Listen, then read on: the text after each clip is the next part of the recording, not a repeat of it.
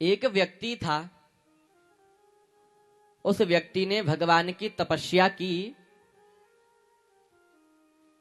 और भगवान जब प्रकट हुए तो भगवान से वरदान मांगा, हे प्रभु मैं दुनिया का सबसे बड़ा जमींदार बन जाऊं, मेरे पास सबसे अधिक जमीन हो, सबसे बड़ा जमींदार बन जाऊं। भगवान ने कहा कि तेरे पास 3 दिनों का समय है, 3 दिन में तू जितनी जमीन का चक्कर लगा लेगा उतनी जमीन तेरी हो जाएगी। अब तो महाराज उसने जमीन का चक्कर लगाना प्रारंभ कर दिया। 1 दिन निकल गया।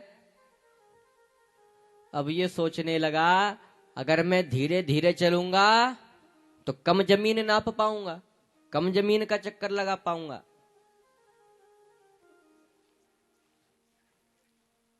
इसीलिए मुझे अपनी स्पीड बढ़ानी पड़ेगी।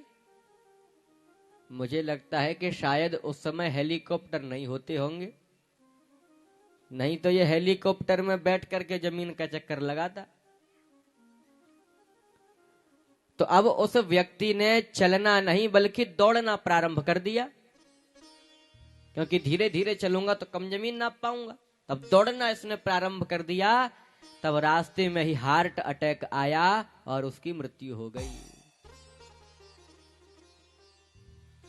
जो जमीन इसने नाप ली थी, जिस जमीन का चक्कर लगा लिया था, वो जमीन भी इसकी नहीं रही, और जो नहीं नाप पाई है वो जमीन इसकी है ही नहीं।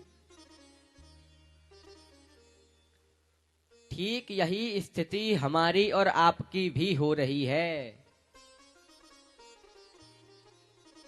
धीरे धीरे से ईमानदारी से हम धन कमा रहे हैं तो देखा कि धनवान नहीं हुए।